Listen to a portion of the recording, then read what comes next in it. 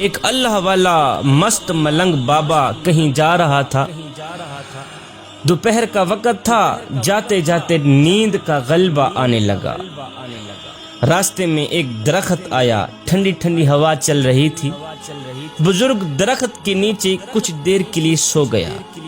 جب سویا، آنکھ لگی، نیند آئی، خواب میں اسی درخت نے اس بزرگ سے مخاطب ہو کر کہا، بابا جی اگر آپ میرے جیسے بن جاتے تو کیا ہی بات ہوتی۔ اللہ، خواب کی دنیا میں جس درخت کے نیچے بابا جی سویا ہوا تھا، اسی درخت نے بابا جی سے مخاطب ہو کر کہا، بابا جی اگر آپ میرے جیسے بن جاتے تو کیا ہی کمال کی بات ہوتی۔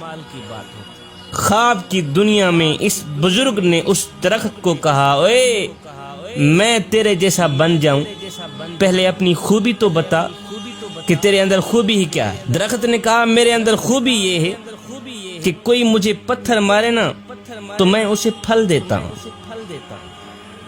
میرے اندر خوبی یہ ہے کہ اگر کوئی مجھے پتھر مارے تو میں اسے پھل دیتا ہوں، اس لیے تو بھی میرے جیسا بن جا تاکہ تو بھی مخلوق خدا کو فائدہ دے سکے، نفع دے سکے۔ یہ سن کر بزرگ بڑا حیران ہوا۔ اللہ والا مست ملنگ بابا بڑا حیران ہوا، حیرانی کے عالم میں پوچھا کہ اے درخت اگر تو اتنا ہی اچھا ہے تو پھر مجھے بتایا جائے کہ اللہ نے تجھے آگ کی غذا کیوں بنا دی، پھر تو جلتا کیوں ہے، لوگ تجھے آگ کے لیے استعمال کیوں کرتے ہیں۔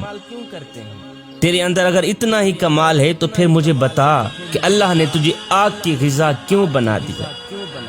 یہ سن کر درخت نے جواب دیا، بزرگو میرے اندر خوبی کے ساتھ ساتھ ایک بہت بڑی خامی ہے، جس خامی نے میری خوبی کا ستیہ ناز کیا ہوا، جس خامی نے میری خوبی پر پانی پھیرا ہوا، اور اللہ تعالیٰ کو میری یہ خامی اتنی ناپسند ہے، اتنی ناپسند ہے کہ اللہ نے مجھے آگ کی غذا بنا دی۔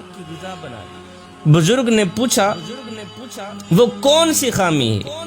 درخت نے کہا، بابا جی وہ خامی یہ ہے کہ جدھر کی ہوا چلتی ہے نا میں ادھر کو ہو جاتا ہوں۔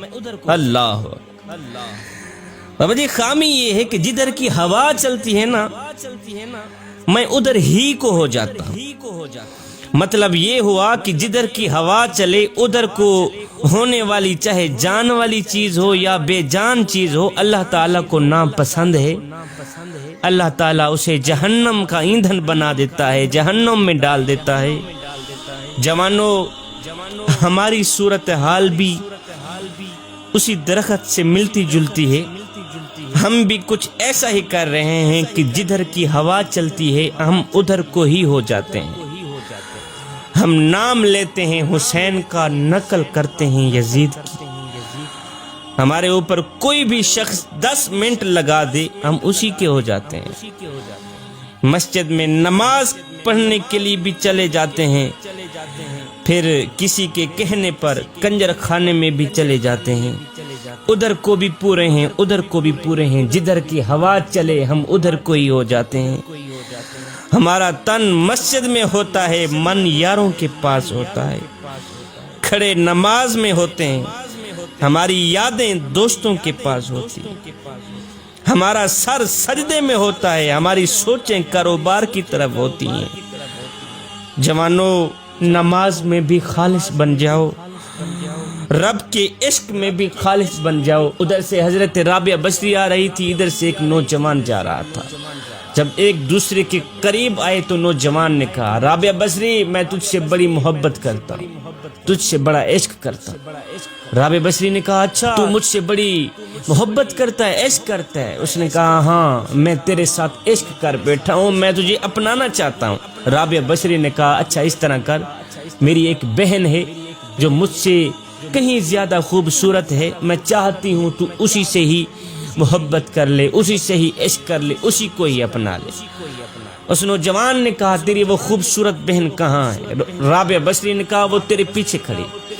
اس نوجوان نے یک لس مڑ کر پیچھے دیکھا تو رابعہ بصری نے نوجوان کے منہ پر ایک تماچا مارا، کہا بدبخت انسان، محبت رابعہ بصری سے کرتا ہے تکتا غیروں کو ہے، ابھی ہو گیا ہے تیری محبت کا امتحان۔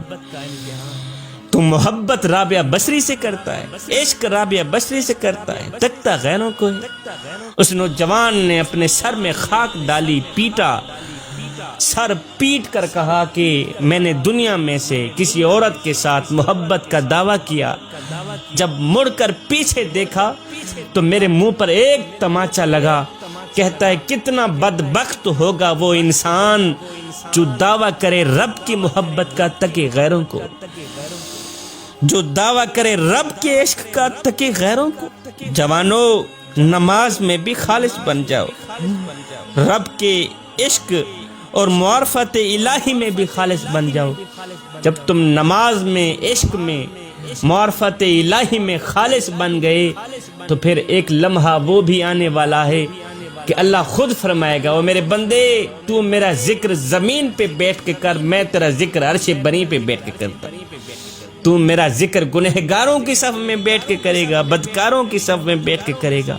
جب میں تیرا ذکر کروں گا تو گنہگاروں کی صف میں بیٹھ کے نہیں کروں گا، بلکہ معصوم فرشتوں کی صف میں۔ جدھر کی ہوا چلے ادھر کو نہ ہو جایا کریں جوانو، ایک اللہ کے بن جاؤ، ایک اللہ کے بن جاؤ۔ جب تم ایک اللہ کے بن گئے پھر دنیا میں بھی کامیاب بن جاؤ گے، آخرت میں بھی کامیاب بن جاؤ گے۔ میرا اللہ قرآن کے اندر ارشاد فرماتا ہے، یا ایھا الذین آمنوا ادخلوا فی السلم کافہ، اے ایمان والو پورے کے پورے اسلام میں داخل ہو جاؤ، پورے کے پورے مکمل طور پر اسلام کے اندر داخل ہو جاؤ، یعنی آدھے تیتر اور آدھے بٹیر بن کر نہ رہو۔ اگر کردار یہی ہوا تو پھر مثال وہی ہوگی کہ دھوبی کا کتا، نہ گھر کا نہ گھاٹ کا۔